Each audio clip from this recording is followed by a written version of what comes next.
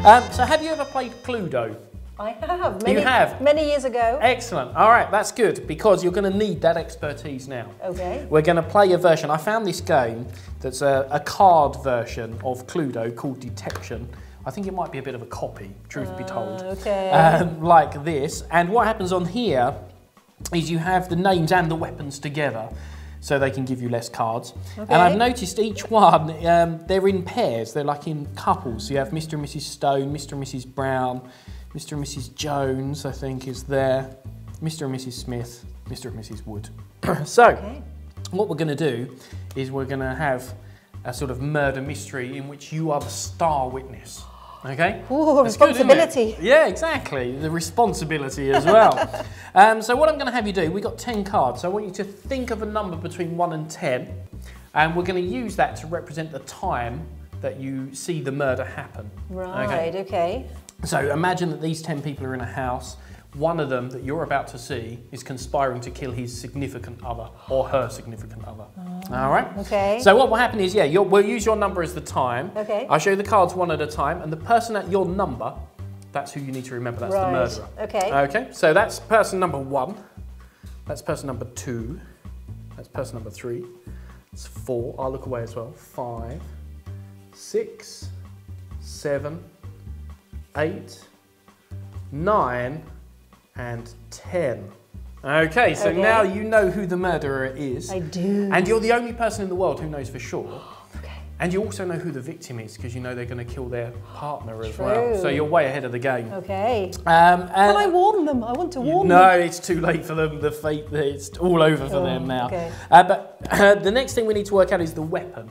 And we're going to do that a bit differently.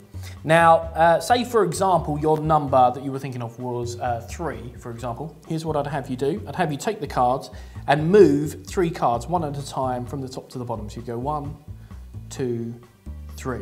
Okay? But with your number, obviously, rather than mine. So we'll give them a little mix. I'll give you those, and then I will turn away on this rotatey stool, made for the job.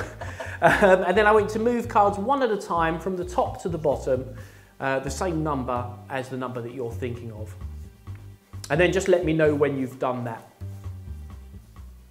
Okay, excellent. Done. Then what I want you to do is to just look at the bottom card of the whole packet and remember that weapon, because that's the weapon that you've seen at the same time, and then set the whole packet down on the table. Okay. You done? Yes. Excellent stuff. So now you know everything about the murder, the victim, and the weapon. Now, have you ever heard of psychic detectives? Yes, I have. Is it actually a thing? Apparently, the Yorkshire Ripper was caught by a psychic who, over a map, went, it's him and he's there. No. Yeah. Oh, I didn't know that. I don't know if that means he was rubbish or if the police were not very good either. I don't know. However you look at it, something went wrong there. But I'm going to try and be a psychic detective and pick up the information of this murder, okay? So these are going to be my clues. This one, no, I don't feel... Oh. Yeah, I feel something here. This one is the victim, I think.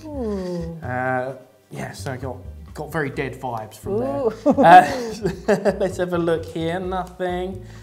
Oh, bad vibes from that one. That's the murderer, I reckon. No. And the weapon now. Let's go for the weapon. This doesn't always work, but I think it's here. And with a little bit of luck, we've solved the murder of Mrs. Jones. Murdered by Mr. Jones in a particularly gory fashion with the scissors. Was that right? It was absolutely right. We have solved a murder.